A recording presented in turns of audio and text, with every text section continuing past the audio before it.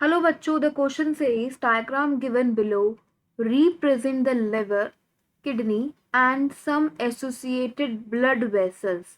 Identify the vessels from the label parts A to D in which the blood will contain the lowest concentration of urea. Option given here is option A, option B, option B, C, option D, D. ठीक है बच्चों, तो हम देख लेते हैं यहाँ पे सबसे पहले की कॉन्सेप्ट। ठीक है बच्चों, तो की कॉन्सेप्ट है हमारा यहाँ पर दैट इज एक्सक्रीटरी सिस्टम। ठीक है बच्चों, अब एक्सक्रीटरी सिस्टम में हम देखें, जो ये हमारी ए ब्लड वेसल है, ठीक है, from which the blood is coming inside the liver, ठीक है, the blood coming inside the liver through the hepatic artery. This blood contains oxygenated blood. तो यहाँ पे कौन सा ब्लड कंटेन्ड है? Oxygenated blood. ठीक है, अब ये जो ऑक्सीजनेटेड ब्लड है, यहाँ पे ऑलरेडी जो है यूरिया होगा। अब ये ब्लड कहाँ जाएगा? This blood goes in liver and the other body parts as well. ठीक है, तो यहाँ पे ए में ऑक्सीजनेटेड ब्लड है, तो इसमें ऑलरेडी यूरिया प्रेजेंट है। ऑक्सीजनेटेड ब्लड के अंदर यूरिया ज़्यादा अमाउंट में प्रेजेंट होता है, कंसंट्रेशन ज़्यादा होती है। सो हमारे को जो ऑप्शन ए दे रखा है वो हमारा इनकरेक्ट हो जाएगा, क्योंकि यहाँ पे यूरिया प्रेजेंट है। नेक्स्ट बी की बात करें तो the blood in here the blood is coming inside the kidney. ठीक है, जो ब्लड जो है बी से किडनी के अंदर आ रहा है वो भी हमारा क्या है? ऑक्सीजनेटेड। और आ कहाँ से रहा है? ये रीनल आर्टरी से आ रहा है। ठीक है, और ये लिवर में कहाँ से आ रहा था? हेपैटिक आर्टरी से आ रहा था, हेपैटिक आर्टरी। ठीक है, तो ये जो हमारा किडनी के अंदर ब्लड आ रहा है थ्रू रीनल आर्टरी, इसके अंदर यूरिया की कंसंट्रेशन होगी,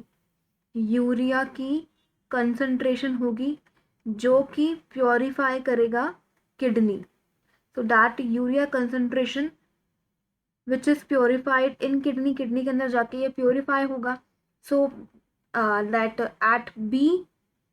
at B vessel there is urea concentration, so this option is also incorrect. Next अगर हम ऑप्शन सी की बात करें तो यहाँ पे जो है हमारा blood is going out of the kidney, तो ये जो ब्लड है वो बाहर जा रहा है। The blood is going out of the kidney, blood going out of the kidney. ठीक है, किडनी से बाहर जा रहा है सी पॉइंट पे, सी से। ठीक है, अब जब बाहर जा रहा है तो वहां पे क्या होगा? यूरिया का कंसंट्रेशन बहुत ही कम होगा। तो here urea concentration at C vessel is very less, so lowest urea concentration. ठीक है, क्योंकि जो यहाँ से किडनी से जो ब्लड बाहर जा रहा है वो है deoxygenated blood, and this blood is going from the kidney to heart, क्योंकि हार्ट के अंदर प्योरीफाई हो चुका है और वहाँ पे बहुत ही कम अमाउंट में, लो अमाउंट में यूरिया का कंसंट्रेशन होगा।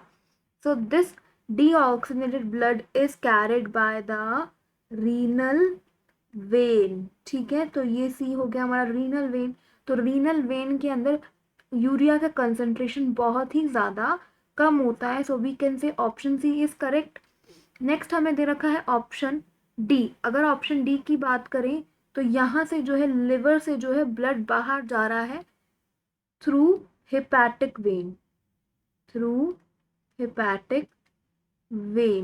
वेन से लिवर से बाहर जा रहा है। तो इसके अंदर जो है, जो बाहर जा रहा है डीऑक्सीजनेटेड ब्लड, क्योंकि ये लिवर से बाहर जा रहा है, तो यहाँ पे यूरिया का कंसंट्रेशन बहुत ही ज़्यादा अमाउंट में होगा, हाई कंसंट्रेशन होगा, हाई कॉन्सेंट्रेशन। तो हम कह सकते हैं कि हमारा जो ऑप्शन डी है, that is D is also incorrect. ठीक है बच्चों, so we can say that the final answer is option C. ठीक है, option C, that is C, and the C is renal vein, and renal vein has low amount of urea concentration. So renal vein contain the lowest urea concentration. So this is the correct answer. Hope you understood it well. Best of luck.